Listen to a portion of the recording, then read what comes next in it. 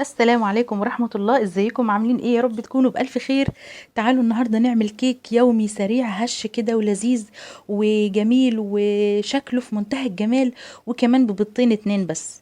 قبل ما نبدأ تعالوا ناخد شوية حسنات مع بعض ونصلي على رسولنا الحبيب. اللهم صل وسلم وبارك على سيدنا محمد وعلى آله وصحبه أجمعين. شايفين الجمال والحلاوة دي؟ هتظبط معاك الكيك بحبة حاجات كده هقولها لك، انا نفسي كنت بغلط فيها وبعملها غلط قبل كده. تعالي هقولك عليها ازاي علشان انت كمان تتفادي الغلط ده وتقدري تعملي كيك حلو وجميل تعجب ولادك واسرتك.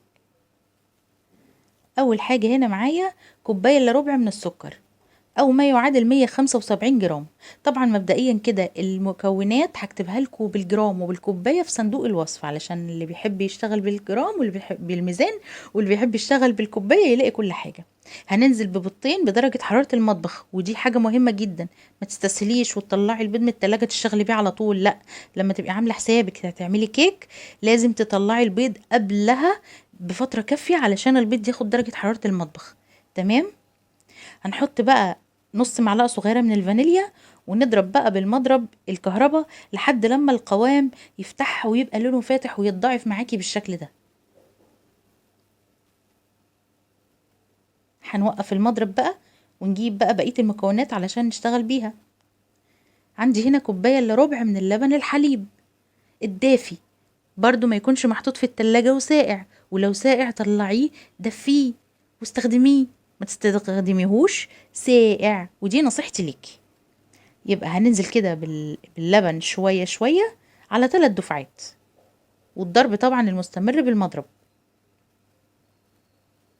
خدي بالك ان الكوباية دي هي اللي انا عايرت بيها كل المكونات، سواء زيت سواء دقيق سواء لبن، اي حاجة. تمام، كوباية موحدة.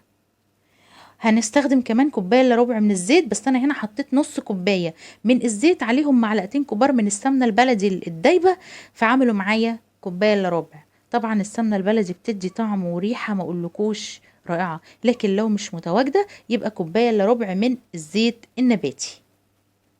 وما ننساش كمان رشة الملح اللي بتدي تست وطعم عالي قوي في اي حلويات بتعمليها، بتعادل الطعم السكري كده بتخليه جميل. بعد كده عندي كوبايه ونص من الدقيق عليهم معلقه كبيره من البيكنج باودر، ويا ريت تخلي بالك من نوع البيكنج باودر اللي بتستخدميه، لان من احد اسباب فشل الكيك هو نوع البيكنج باودر.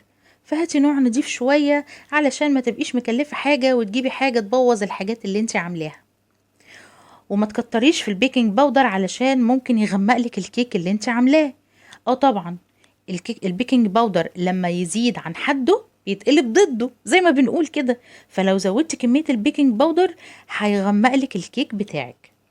انا هنا نخلت الدقيق قبل ما احطه، ودي خطوة مهمة جدا جدا علشان تخلي الكيك معاكي هش وجميل.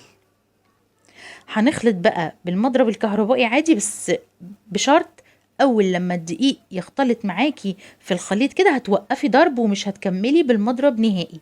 حتى لو في حاجات عندك على الجوانب كده فهتبتدي تاخديها بالمعلقه كده او الاسباتولا وتبتدي تقلبي من تحت لفوق مرتين تلاتة علشان تتاكدي ان مفيش اي دقيق باقي عندك في العجين.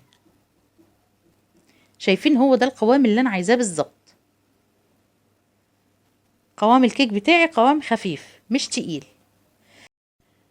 هنجيب بقى سلطانية حلوة كده جميلة وننزل فيها حبة صغيرين كده من سائل الكيك أو خليط الكيك اللي عندي ده. ليه؟ علشان هخلط عليه معلقة كبيرة من الكاكاو الخام الغير محلى. ده كاكاو خام أسباني، وده أفضل أنواع الكاكاو اللي أنا بحب استخدمها. طعمه حلو جدا وجودته عالية.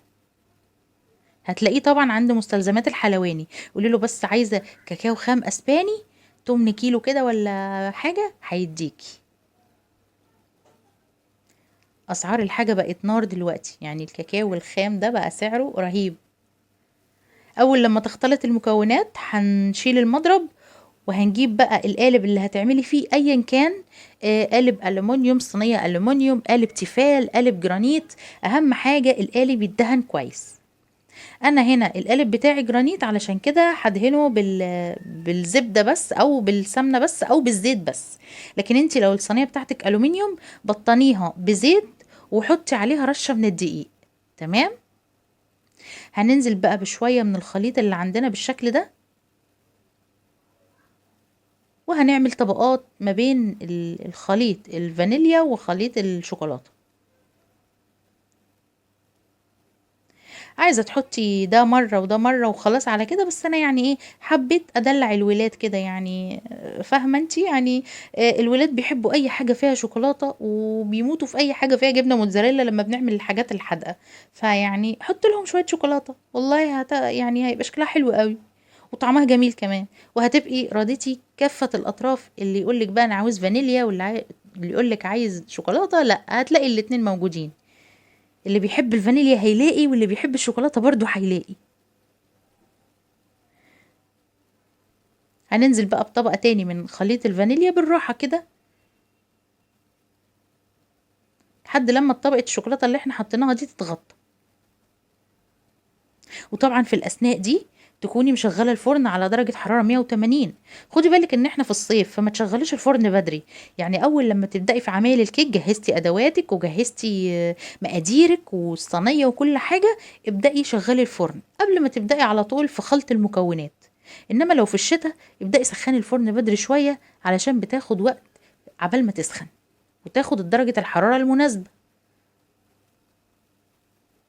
درجة الحرارة من 170 ل 180. طبعا كل واحدة أضرب فرنها.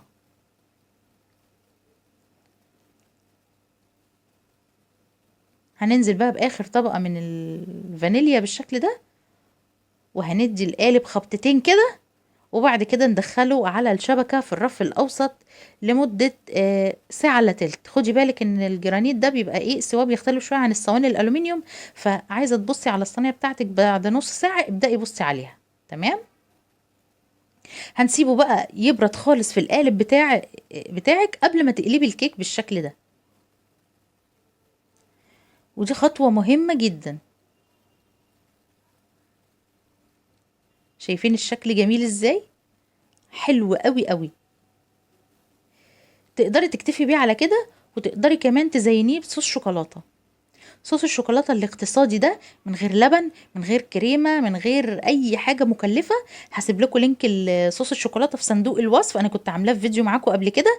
هسيبه لكم في صندوق الوصف او في علامة الاي اللي هتظهر لك دلوقتي، عشان لو حابة تشوفي الفيديو تشوفيه، وتشوفي طريقته السهلة قد ايه جميل ولذيذ، وقد ايه حلو وقوامه جميل جدا جدا. شايفين القوام عامل ازاي؟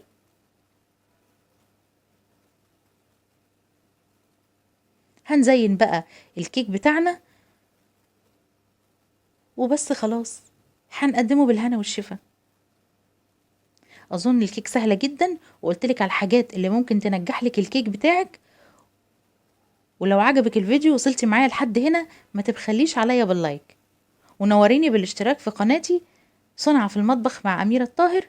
ولو عجبك الفيديو قوليلي في الكومنتات ايه رأيك.